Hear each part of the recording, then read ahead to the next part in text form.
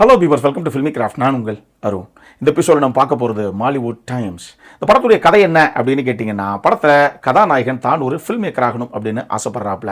அதுலேயும் தான் first and youngest Malayalam horror film director ஆகணும் அப்படின்னு சொல்லி ஒரு லட்சிய கனவோட இருக்கிறாப்புல. கடைசியாக இவர் ஆசை கை கூடிச்சா இல்லையா அப்படிங்கிறது தான் இந்த படத்துடைய மொத்த கதையை. தயவு செஞ்சு மொத்த விமர்சனத்தையும் பொறுமையாக பார்த்துட்டு அதுக்கப்புறம் எந்த காலம் வேணாலும் நீங்கள் எடுங்க.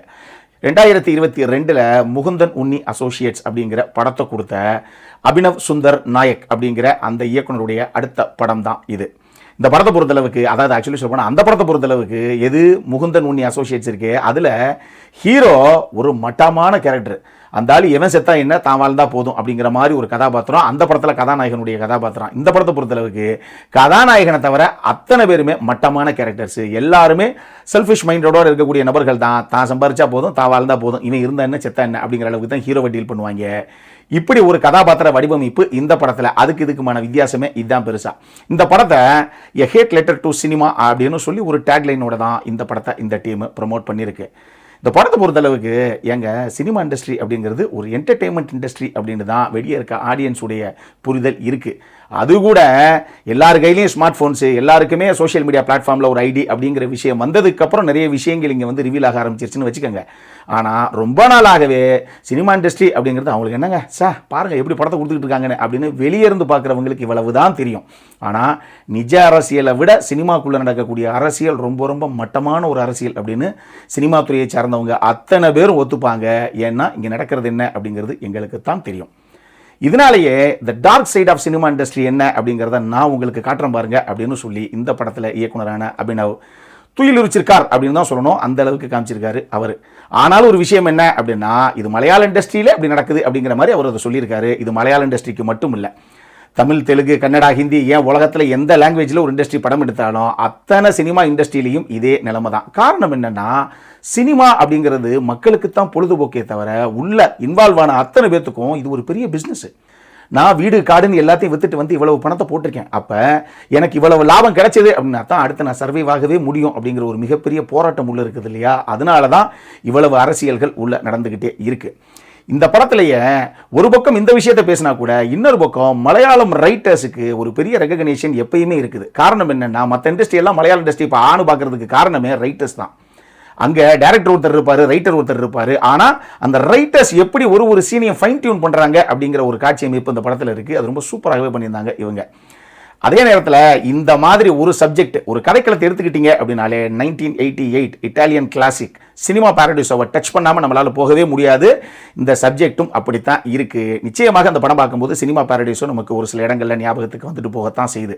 இது போக டெல்லியில் நடந்த அந்த புராரி டெத்ஸ் அதுவாகட்டும், நம்ம கார்த்திக் சுப்புராஜோடைய பீஸாவாகட்டும்னு சொல்லி ஒரு சில விஷயங்களை அங்கங்கே லைட்டாக ரெஃபரன்ஸை வச்சுட்டு போயிட்டு தான் செஞ்சிருக்கு இந்த டீம்.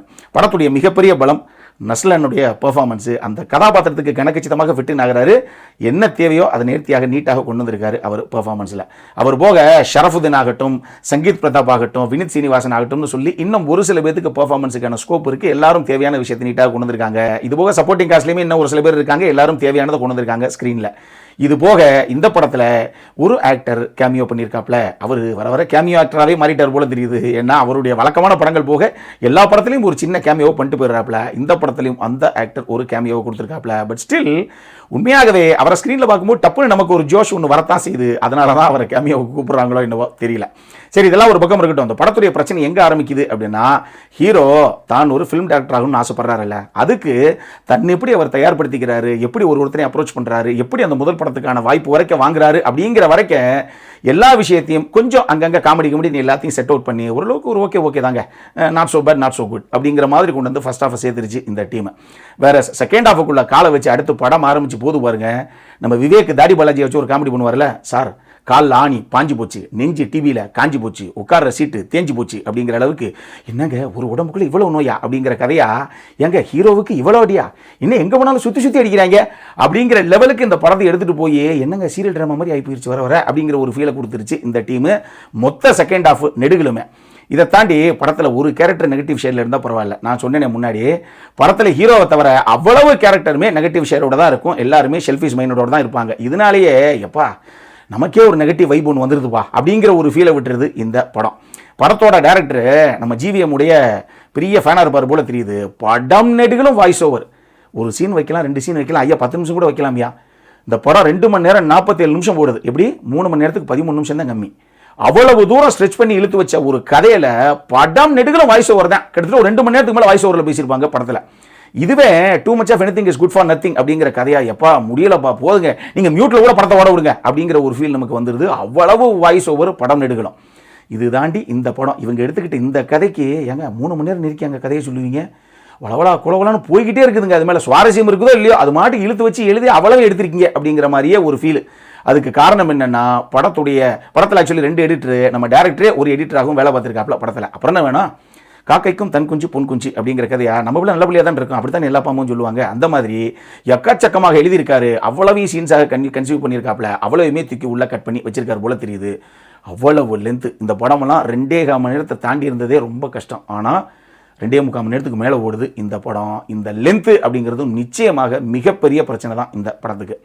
மொத்தமாக அந்த படம் எப்படி இருக்குது அப்படின்னு கேட்டிங்கன்னா, சினிமா துறையில் எதையாவது ஒரு விஷயத்தில் பெருசாக நம்ம சாதிக்கணும் அப்படிங்கிற நபர்களுக்கு, இல்லை சாதித்த நபர்களாக நீங்கள் இருந்தீங்கன்னா நீங்கள் கடந்து வந்த பாதையை ஞாபகப்படுத்துகிற ஒரு படமாக இது இருக்கிறதுக்கு வாய்ப்பு இருக்குது. பட் என்ன பொறுத்தளவுக்கு சினிமா சம்பந்தம் இல்லாத ஒரு ஜென்ரல் ஆடியன்ஸை பொறுத்தளவுக்கு இந்த படம்லாம் அவங்களை எவ்வளோ கவரும் அப்படிங்கிறது மிகப்பெரிய கேள்விக்குறி தான் அப்படின்னு தான் நான் சொல்லுவேன்.